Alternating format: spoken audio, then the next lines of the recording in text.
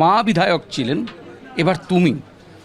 বাড়ির আবহটা আগে জানতে চাইবো। এটা নিয়ে কয়েকদিন ধরে অনেকে অনেক বিতর্ক তৈরি করার চেষ্টা করছিলেন, আমি বাড়ির আবহটা আগে জানতে চাইবো। আমার মায়ের আশীর্বাদ ছাড়া আমি কিছুই নয়। আজকে আমি পৃথিবীতে আছি আমার মায়ের জন্যে। আমার মা আর আমি এই আপনি যেখানে বসে আছেন সেখানে আমি, এখানে আমার মা প্রায় এরকমভাবে আমাকে মানে জড়িয়ে আমাদের নামটা যখন অ্যানাউন্স হলো আমার কপালে একটা চুমু দিল। এবং এতক্ষণ আপনারা এখন এসছেন, যখন আপনি একটু আগে আসলে বাইরে লোকেরা মানে এত আবির খেলেছে আর এত লোক এসছে যে একজনকে ডেয়ারি মিল্ক খাইয়ে মানে তার সুগার ফল হয়ে গেছে। সে এত না মানে সে ওয়ার্ড থেকে নাচতে নাচতে এসছে, হার্টের পেশেন্ট, তাকে সুগার ফল হয়ে গেছে, তাকে ডেয়ারি মিল্ক খাইয়ে আমাকে বাড়ি পাঠাতে হলো। মাথার উপরে বাবার ছবি, মানিকতলা কেন্দ্র মানেই সাধন পাণ্ডে, তিনি প্রথম ব্রেক থ্রু করেন তৃণমূল কংগ্রেস মানিকতলা কেন্দ্রে, তারপর থেকে আর যায়নি। তৃণমূল কংগ্রেসের পতাকা উঠছে এবং দেখা গেছে যে কখনো 83,000, কখনো 89,000। এবারে সেই মার্জিনটা কি আরও বাড়বে, নাকি এবারের মার্জিনের জন্য এখন থেকে অনেক হিসাব নিকেশ অঙ্ক করতে হচ্ছে? আমার পরিবার এবার 11তম নির্বাচন লড়তে চলেছে। আমি প্রথমেই যেটা বলা হয়নি যে আমি খুবই গ্রেটফুল আর আমি অনুগত আমাদের মুখ্যমন্ত্রীর কাছে, মমতা বন্দ্যোপাধ্যায়ের কাছে, আমাদের সেনাপতি অভিষেক বন্দ্যোপাধ্যায়ের কাছে, যে আমার বয়সে আমাকে একটা কলকাতার মতো একটা ইম্পর্ট্যান্ট জায়গায় এত ভেটারেন্সদের সঙ্গে এই জায়গায় তারা যোগ্য মনে করেছেন। তারা মনে করেছেন যে আমার মধ্যে সেই পোটেনশিয়াল আছে। আমি মাথা নিচু করে যেভাবে দল নির্দেশ দেবে সেইভাবে আমি কাজ করতে চাই, মানুষের পাশে থাকতে চাই। যেভাবে আমি কাজ করছিলাম এতদিন অবধি সেইভাবে আমি কাজ করে যেতে চাই। আমি জানি না কাল থেকে কিছু আলাদা করতে পারবো কিনা, বাট আমি সবসময় আমি জি24 ঘন্টাকে আজকে বলবো যে আপনারা নিশ্চয়ই ভোটের প্রচারে এদিক ওদিক যাবেন এবং বিভিন্ন জায়গায় ঘুরবেন। আমি জি24 ঘন্টাকে রিকোয়েস্ট করছি যে আমার তরফ থেকে একটা নবাগত ক্যান্ডিডেটের কাছ থেকে আপনি কথাটা শুনছেন যে আপনি মানিকতলার যে কোনো গলিতে চলে যান, আপনি যে কোনো এরিয়াতে চলে যান, হাই রাইজ থেকে লো রাইজ থেকে বস্তি, আপনি যে কোনো জায়গায় বলুন কি শ্রেয়া পাণ্ডে আপনার এখানে কোনো কাজ করেছে, আপনি উত্তরটা যেটাই পাবেন সেটাই হলো আমার উত্তর।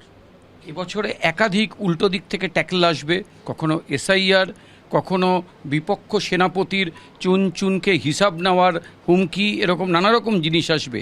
তার জায়গা সেটা একটা ভোটারও যদি এখানে বেঁচে থাকে, একটা ভোট সেও আমাদের ভোট করবে। এখানে তৃণমূল কংগ্রেস বাদে আমরা কাউকে দেখিনি, তৃণমূল কংগ্রেস বাদে রাস্তায় কেউ নেই। আমি অ্যাকচুয়ালি আপনি যে বারবার বলছেন না প্রতিপক্ষ, আমি বুঝতাম আমার বাবা কেন বলতো ওনার প্রতিপক্ষ নেই কারণ প্রতিপক্ষ সত্যিই নেই। আপনি প্রতিপক্ষ বলতে যদি বলেন যে কিছু পোস্টার, ফ্লেক্স আর ব্যানার, এরাই কিন্তু প্রতিপক্ষ। আমার প্রতিপক্ষ একটা ব্যানার, একটা ফ্লেক্স, একটা ফ্ল্যাগ। আপনি জিজ্ঞেস করবেন কেন? কারণ সেই যে ফ্লেক্স, ফ্ল্যাগ আর ব্যানার বা পোস্টারটা লাগাতে যে আসে সে বিজেপির ক্যাডার নয়, সে এজেন্সি।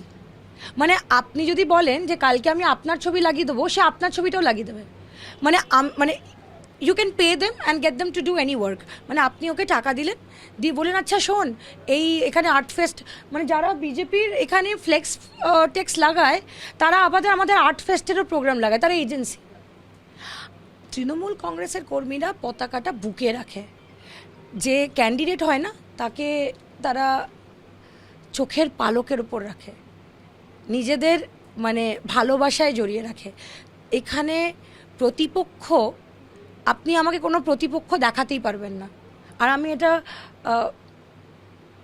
কনফিডেন্সের সঙ্গে বলছি না, আমি এটা খুব হিউমিলিটির সঙ্গে বলছি যে আমি এখানে কোনো প্রতিপক্ষ দেখিনি।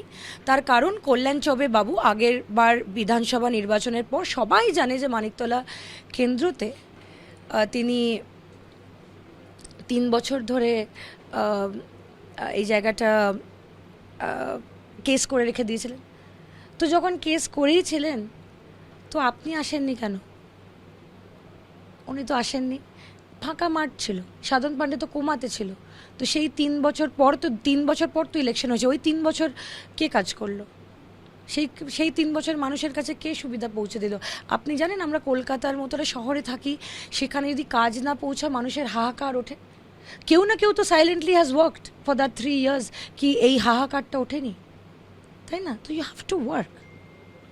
আপনি টিনসেল টাউনে অভিনয় করেছেন, মডেলিং করেছেন, ইন্টেরিয়ার ডেকোরেশনের কাজ করেছেন, এবার জনপ্রতিনিধি হিসেবে আপনি লড়াইতে নেমেছেন রিংয়ে। কোন ফেসটা কঠিন বা কোন লড়াইটা কঠিন বলে মনে হচ্ছে? জীবনে কোনো লড়াই ইজি নয়। জীবনে একটি সাধারণ মা যে লড়াই করে, যে সে সংসার কি করে চালাবে, যার কাছে গ্যাস নেই, তার বাচ্চা যখন ছোট, সে জানে না যে দুধটা কি করে আঁচ দেব। সবাই তো আর পাউডার মিল্ক খাওয়ায় না বাচ্চাকে, দুধটা কি করে আঁচ দেব, তার লড়াইয়ের কথাটা ভাবুন তো। তার লড়াইটা কি, যে যার স্বামী ক্যান্সার, যাদের ক্যান্সার হয়েছে, যাদের কেমো নেবার টাকা নেই, তাদের লড়াইটা ভাবুন তো। জীবনে আমরা শুধু ভাবি আমরাই লড়াই করছি, সবাই লড়াই করছে। প্রত্যেকের লড়াইটাকে রেসপেক্ট দিতে হবে, প্রত্যেকের লড়াইটাকে আপনাকে তার দিক থেকে ভাবতে হবে যে এই লোকটা কি লড়াই করছে। জীবনে আপনি একটা জার্নালিস্ট, আপনার জীবনে সংগ্রাম নেই এটাকে বলছে। আপনি কোথাও গেলে এত মানে মানে আপনারা এত এত কন্ডিশনের, কোভিডের মধ্যে গিয়ে আপনারা ইন্টারভিউ নেন, আপনারা এত পরিস্থিতির মধ্যে গিয়ে কাজ করেন, কোনো জায়গায় বন্যা হলে সেখানে যান, তাহলে আপনাদের কোথায় যেখানে দুবাইতে যারা মিসাইল পড়ছে ওখানে যারা ইন্টারভিউ নিচ্ছে, ভাবুন তো। যেখানে যুদ্ধ হচ্ছে সেখানে আপনাদের মতো জার্নালিস্টরা যাচ্ছে, আপনাদের মা বাবাদের, আপনার স্ত্রীর, আপনার যুদ্ধ হলো, আপনি ওখানে দাঁড়িয়ে আছেন, আপনার স্ত্রীর যুদ্ধ হলো, আমার স্বামী যেন বেঁচে ফেরে। So everybody is fighting a war. প্রত্যেকজনের লড়াইটাকে রেসপেক্ট দিতে হবে, প্রত্যেকজনের লড়াইকে সম্মান দিয়ে আপনাকে এগোতে হবে। মাথার ওপরে বাবার ছবি এবং বাবা আশীর্বাদ করছে। হ্যাঁ, এটা 2021-এর নির্বাচনে। তো পলিটিশিয়ান হিসেবে এই ভোটে বাবার কোন শিক্ষাটা রোজ একদম সকালবেলা দেখে বাড়ি থেকে প্রচারে বেরোবে? একটা খুব ভালো কথা বলি আপনাকে। আমার বাবা 16ই জুলাই অসুস্থ হয়। 17ই জুলাই সকালবেলা আমাকে কাউন্সিলররা ধরে নিয়ে যায়, মা কিচেনটা ওখানে ছিল, উদ্বোধন করতে। আমি 16ই জুলাই, আমি তার আগে বাবা পুরোটা দেখতেন, আমাকে যতটা কাজ বলতেন আমি করতাম। 16ই জুলাই বাবা কোমা যাবার পর 17ই জুলাই থেকে আমি কিন্তু, thank you, very beautiful, thank you, বলছি আফটার দ্য ইন্টারভিউ। 17 তারিখ আমাকে সেই কাজগুলি করতে হয় যে কাজগুলো বাবা করতেন, এবং বাবার যারা পাশে ছিল তারা যেভাবে সেই কাজটা বাবা করতেন সেরকমভাবে আমাকে নিয়ে গেছে প্রত্যেকটি জায়গায় কাজ করতে। তো আমি প্রথম থেকেই লোককে জিজ্ঞেস করতাম, আচ্ছা বাবা এটা কি করতো, এটা কেমন করে করতো, এটা কিভাবে করতো। তো যারা অফিসের লোকজন আছে তারা সেইভাবেই আমাকে পরিচালনা করেছে, পাশের লোকরাও সেইভাবেই পরিচালনা করেছে, যারা সিনিয়র কর্মীরা তারাও সেভাবে পরিচালনা করেছে। আমি কোনো কিছু শিখে আসিনি, আমাকে হাতে ধরে আমাদের যারা ভেটারেন যারা কর্মীরা আছে, আমার অফিসের যারা দীর্ঘদিন ধরে আমার বাবার এই অফিস সামলেছে, তারা আমাকে যেভাবে শিখিয়েছে আমি সেভাবে শিখেছি। মানে আমাকে হ্যান্ড হোল্ড করে শেখানো হয়েছে যে এটা এইভাবে হবে, এটা এইভাবে। আর আমি বাবার প্রসেস থেকে একদম একটু মডার্নাইজ করে করি, মানে এজ অনুযায়ী একটু মডার্নাইজ করে করি, কিন্তু আমি ওনার প্রসেস চেঞ্জ করে কাজ করি না। আমি সেম প্রসেসে কাজ করবার চেষ্টা করি। আমি যা দেখেছি আমি হুবহু সেভাবে কাজ করবার চেষ্টা করি। পারি হয়তো না, উনি 9 বারের এক্সপিরিয়েন্স, কত কিছু সহ্য করেছেন, কত কিছু দেখেছেন, কত লম্বা জার্নি।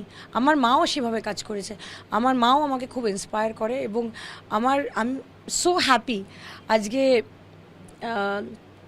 কোন পরিবারে এরকম সুযোগ থাকে যেখানে প্রত্যেক জনের থেকে কিছু না কিছু শেখা যায়।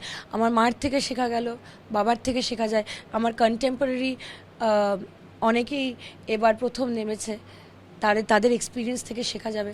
So I am learning from everybody. আমি বেশি দিন রাজনীতি করছি না, 6-7 বছর করছি একদম অ্যাক্টিভলি 24 আওয়ার্স। যেটা করেছি সেটা আমি বলতে পারি যে আমি অনেস্টলি, আমি এই একটা জিনিস করতে করতে দুটো জিনিস, থার্ড জিনিস, ফোর্থ জিনিস করিনি। আমি একটা জিনিসই করেছি, and I just remained in it because I wanted to be in it. অসংখ্য ধন্যবাদ। অর্থাৎ মাথার ওপরে যে বাবার ছবি, সেই Sadhan Pande school of political fighting, এই আপ্তবাক্যটি মাথায় রেখে আর নিজের রাজনৈতিক যে প্রজ্ঞা সেটাকে সম্বল করে শ্রেয়া পাণ্ডে কিন্তু প্রার্থী ঘোষণার পরেই মানিকতলা কেন্দ্র থেকে নিজের যে বিজয় রথ সেটা চালাতে শুরু করার প্রস্তুতি নিয়ে ফেলেছেন।